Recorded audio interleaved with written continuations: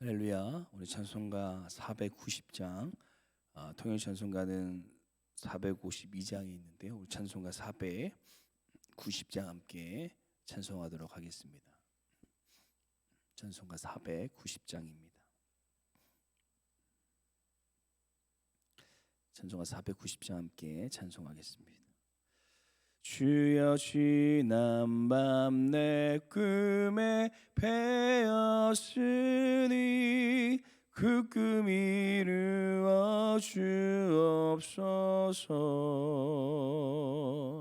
밤과 아침에 계시로 보여주사 항상 은혜를 주옵소서. 나의 놀라운 꿈 정녕 남이 끼는 장차 큰 은혜 받을 편이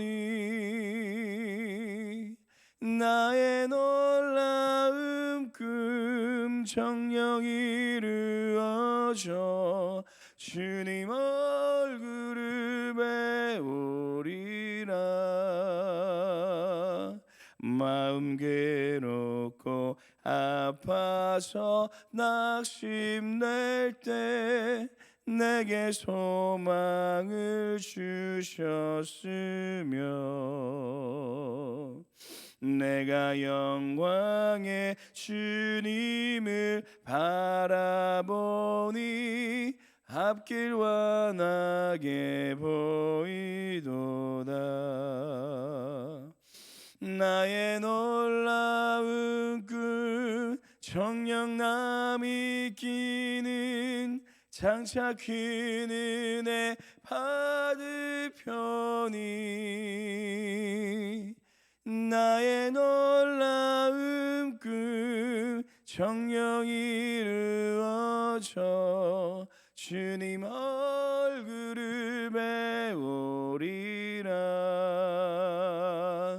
세상 풍조는 나날이 변하여도 나는 내 믿음 지키리니. 인생 살다가 죽음이 꿈 같으나 오직 내 꿈은 참되리라.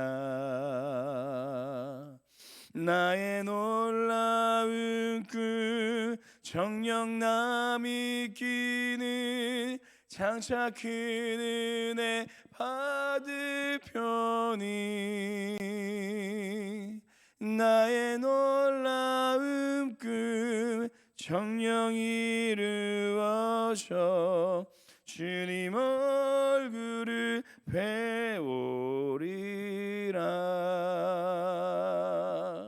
아멘. 기도하시겠습니다.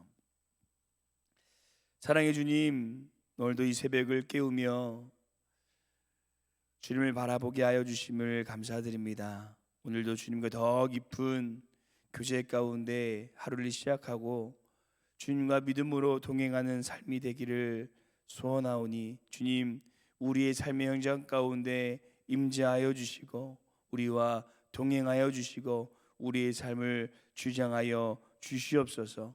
그래서 오늘 하루도 우리가 좌로나 우로나 치우치는 삶이 아니라 오직 주님께서 인도하시는 그 걸음에 맞춰 주님의 뜻 가운데 살아갈 수 있는 믿음의 삶이 되게 하여 주시옵소서. 오늘도 우리 안에 놀라운 일들을 이루시고 우리의 모든 삶을 주님의 권능의 손길로 붙드시고 주장하여 주실 것을 믿사오며 감사드리며 예수님의 이름으로 기도드립니다. 아멘. 우리 함께 보실 말씀은 신명기 말씀입니다. 신명기 22장 1절에서 12절 말씀 함께 보도록 하겠습니다. 구약성경 295페이지에 있습니다. 신명기 22장 1절에서 12절 말씀 우리 찾으셨으면 교독하도록 하겠습니다. 제가 먼저 봉독하겠습니다. 신명기 22장 1절에서 12절 말씀입니다. 내 형제의 소나 양이 길을 잃을 것을 보거든 못 본 채 하지 말고 너는 반드시 그것들을 끌어다가 내 형제에게 돌릴 것이요.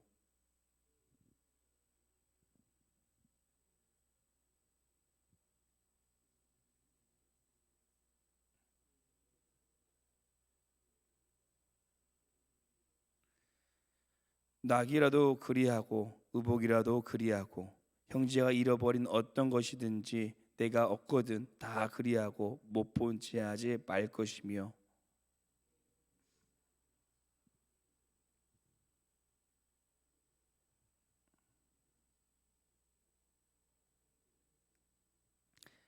여자는 남자의 의복을 입지 말 것이요 남자는 여자의 의복을 입지 말 것이라 이같이 하는 자는 내 하나님 여호와께 가증한 자이니라.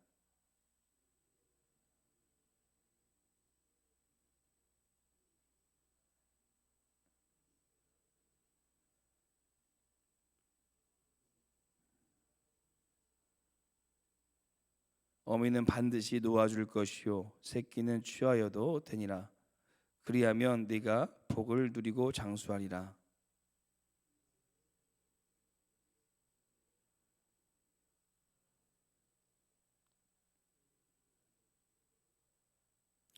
내 포도원에 두 동자를 섞어 뿌리지 말라. 그리하면 네가 뿌린 씨의 열매와 포도원의 소산을 다 빼앗길까 하노라.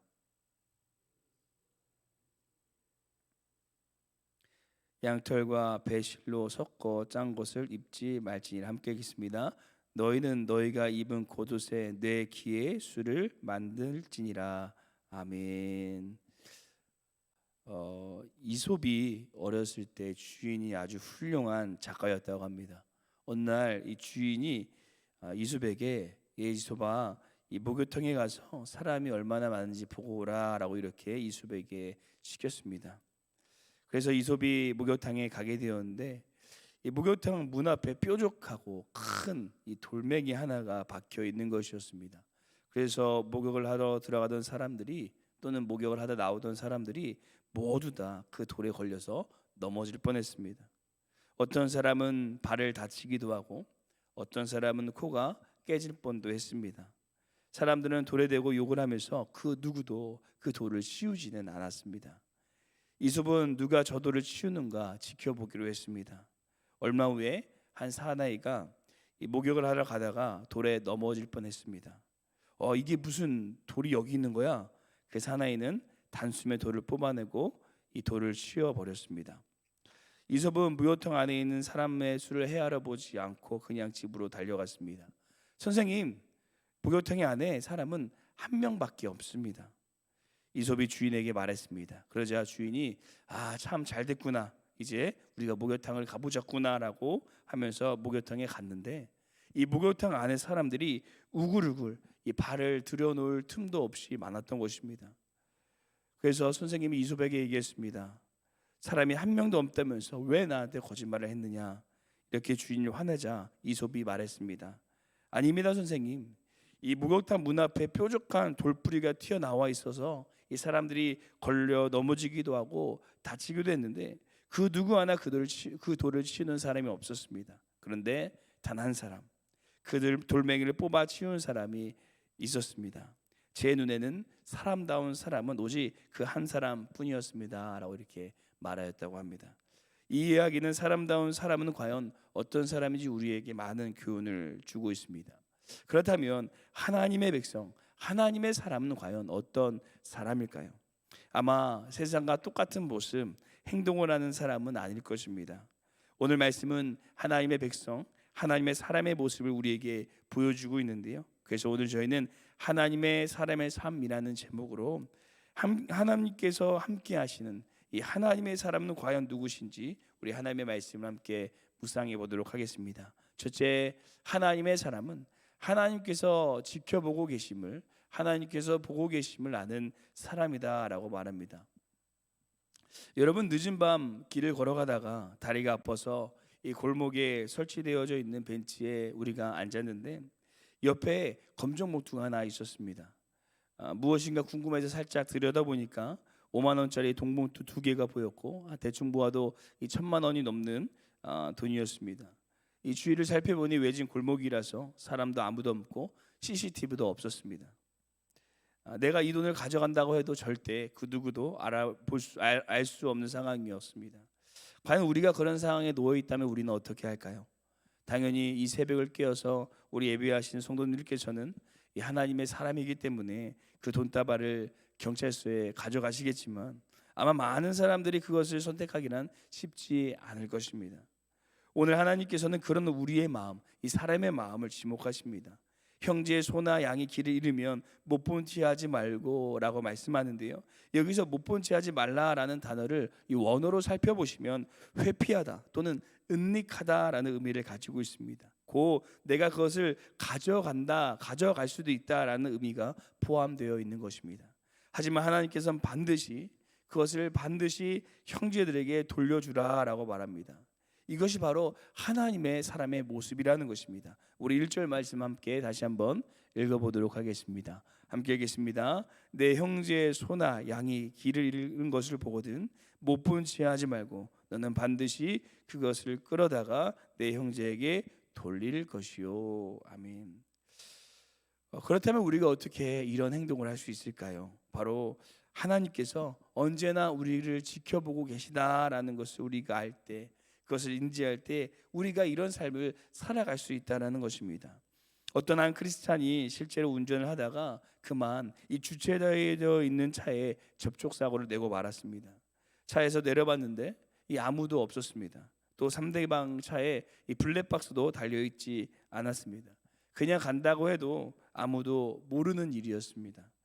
아마 운전을 해보시는 분들은 아시겠지만 누가 세워진 차에다가 사고를 나고 간다고 해도 그 사람을 잡기는 참 쉽지도 않고 잡는다고 해도 어떤 큰 요구를 할 수도 없는 상황입니다.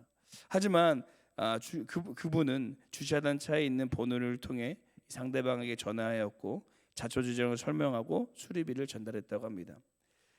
그 친구들이 그 이야기를 듣고 그 크리스찬에게 참 멍청하다, 괜한 돈을 날렸다라고 이렇게 말을 했습니다. 하지만 그는 상당히 뿌듯했다고 합니다. 왜냐하면 하나님께서 모든 것을 지켜보고 계셨기 때문입니다. 사랑하는 성도 여러분, 하나님의 사람은 그 누군가 보고 있지 않을지라도 이 하나님께서 우리를 항상 지켜보고 계심을 인지하는 사람들입니다. 그래서 우리는 사람들의 시선 때문이 아니라 하나님의 시선으로 인하여서 선한 일, 바른 일, 하나님께서 원하는 일을 행해야 된다는 것입니다. 우리도 오늘 하루 사람들의 시선이 아니라 하나님의 시선을 느끼면서 하나님의 뜻을 행할 수 있는 하나님의 사람들이 되시기를 간절히 소망합니다. 둘째, 하나님의 사람은 남을 위해 희생할 수 있는 사람이다라고 말하고 있습니다. 2013년에 개봉된 콘크리트 유토피아라는 영화가 있습니다. 제가 보통 영화를 잘 보지는 않는데 개인적으로 참 유익한 메시지가 담겨져 있는 것 같아서 봤던 적이 있었던 영화입니다. 내용을 아주 간략하게 말씀드리면 이 사상 초유의 큰 지진으로 인해서 이 서울이 폐허가 돼버리고 유일하게 무너지지 않은 아파트에서 벌어진 일이었습니다. 그 안에 생전에 입주하였던 사람들과 이 외부인들이 처음에는 폐허가 된 상황 가운데 서로 잘 도우면서 살아가다가 어떤 계기로 인하여서 외부인을 내쫓게 되었고 결국 두 세력이 큰 싸움을 해서 서로 엄청난 피해를 얻게 되는, 이 사람의 이기심이 얼마나 어리석고 잘못된 것인가를 보여주는 영화였습니다. 이처럼 요즘은 무한 이기주의의 시대에 살아가고 있습니다. 점점 더 세상은 강박해지고 나의 일이 아니면 신경을 쓰지 않습니다. 그리고 나에게 조금만이라도 피해가 오면 그것을 극도로 싫어하게 됩니다. 하지만 오늘 말씀을 자세히 보면 그런 세상과 하나님의 세상, 그런 사람과 하나님의 사람은 다르다라고 말하고 있습니다. 우리 2절, 4절 말씀 함께 읽어보도록 하겠습니다. 함께 읽겠습니다. 내 형제가 내게서 멀거나 또는 내가 그를 알지 못하거든 그 짐승을 내 집을 끌고 가서 내 형제가 찾기까지 내게 두었다가 그에게 돌려줄지니. 4절 읽겠습니다. 내 형제의 낙이나 소가 길에 넘어진 것을 보거든 못 본 채 하지 말고 너는 반드시 형제를 도와 그것들을 일으키지니라. 아멘. 길에서 잃어버린 소를 발견한다면 혹시 그 형제가 멀리 살거나 또 그 주인을 알지 못할지라도 그 짐승을 집에다 끌고 와서 그 주인이 찾기까지 그 소를 또 그 짐승을 돌보아 주었다가 그 주인에게 돌려주라는 것입니다. 이것은 이것을 찾은 사람에게 엄청난 수고가 필요하고 희생이 필요했습니다. 집에 끌고 와서 그 소를 먹여야 됐고 키워야 됐고 돌봐줘야 됐습니다. 하지만 하나님께서는 그 수고와 희생을 감수할 수 있어야 된다라고 말하고 있습니다. 사랑하는 성도 여러분, 하나님께서는 하나님 사람들에게 헌신과 희생을 요구하십니다. 하지만 우리가 기억해야 될 것은 우리가 하나님께로부터 받은 헌신과 희생에 비하면 그것은 극도로 작은 것을 하나님께서 요구하고 계시다라는 것입니다. 우리는 정말 하나님으로부터 예수 그리스도라는 엄청난 헌신과 희생을 받게 되었습니다. 그리고 저는 이것이 이 세상 사람들에게 하나님의 사람의 이 분명한 차이를 보여줄 수 있는 기회이고 또 그것을 넘어서 하나님을 보여줄 수 있는 기회라고 생각합니다. 기독교는 절대 이해시키는 종교가 아니라 보여주는 종교입니다. 우리는 절대 사람들에게 천지창조를, 동정녀 마리아를, 또 죽은 지 3일 만에 부활하신 예수님을 이해시킬 수 없습니다. 하지만 우리는 우리 안에 함께 하시는 하나님을 세상 사람들에게 보여줄 수 있다는 것입니다. 그것이 바로 우리의 헌신과 희생을 통해서입니다. 그들은 그것을 통해 하나님 앞에 나아갈 수 있게 될 것입니다. 그래서 예수님께서도 이렇게 말씀하십니다. 너희가 서로 사랑하면 이로써 모든 사람이 너희가 내 제자인 줄을 알미라. 오늘 하루 하나님의 백성으로 하나님의 자녀답게 살아갈 수 있는 우리가 되기 소원합니다. 그래서 우리를 통해 우리 안에 살아계시고 우리 안에 역사하시는 그 하나님이 보여주시는 하나님의 사람으로 세워지시기를 간절히 소망합니다. 마지막 세 번째, 하나님의 사람은 하나님을 두려워하는 사람, 곧 하나님을 경외하는 사람이다라고 말합니다.